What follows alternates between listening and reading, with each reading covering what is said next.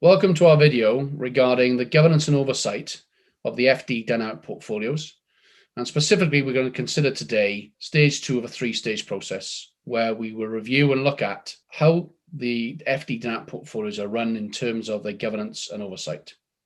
Before we do that, I'd like to introduce myself. My name is Chris Thomas, and I'm one of the investment architects. And I'm Declan McAndrew, Head of Investment Research at Foster Nova. So Declan, do you want to talk through in a bit more detail what is involved in the governance and oversight, please? Yeah, I mean, the governance and oversight is a structure we've put in place.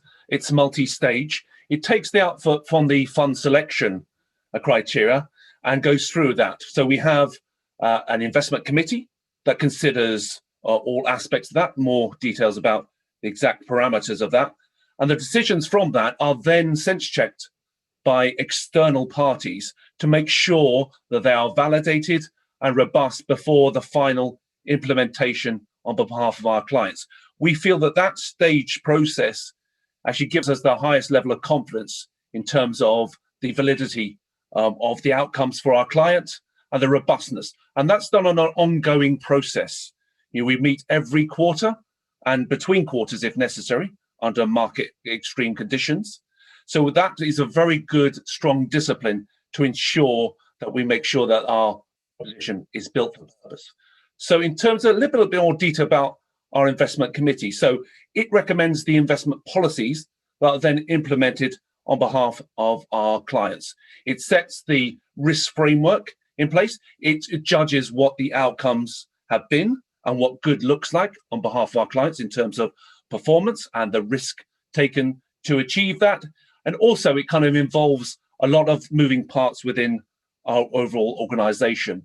Within that, we do have external independent parties as well at that stage to make sure that we avoid the kind of groupthink that is, there's always a danger with internal only committees. The process has been running for over 2 years, both pre and during the COVID times, has worked very well. Just a little bit more about the composition of the investment committee, Chris. Thanks, Declan. So the investment committee itself can be effectively subcategorized into 4 groups. Those 4 groups comprise different people with different responsibilities. The first group, as such, is my colleague Declan. Declan is the CFA, or the Chartered Financial Analyst, and he is the specialist. He is the guy who ultimately chooses what funds we invest in the portfolios. To assist him in that, we have 3 groups of people who will assist in different aspects to give a broader, more colourful assistance in deciding those funds. The first group would be management, which would include myself. Our job is to ensure that processes are followed, commercial matters are considered, both for the benefit of the business and indeed for clients, obviously. And is there to ensure that everything runs smoothly and that the investment committees are run to a certain format. Another group, which is unique in terms of many other investment committees, is the advisors, or your Foster Nova partner. Most investment committees have little, if any, financial advisor representation on a committee. So why is that important? Well, it's important because, frankly, they bring your feedback to the committee. Many of them have been financial advisors for decades as well, and therefore they will bring that vast experience of interactions with you as their clients to the table, and they will assist us, particularly Declan, in shaping a proposition, not just now, but for the future as well. And the fourth category of individuals on the committee enable us to mitigate the groupthink that Declan referred to a few moments ago. We have two companies who sit in that group.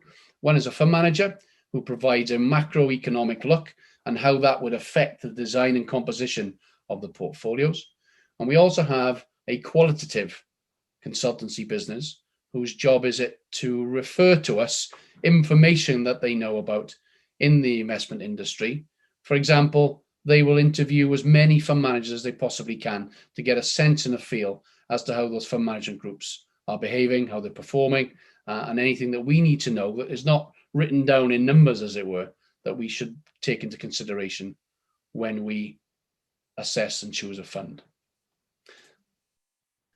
And we found that blend of different people within the investment committees work very well. The partners as your representatives, as client, with a real world solution and outlook.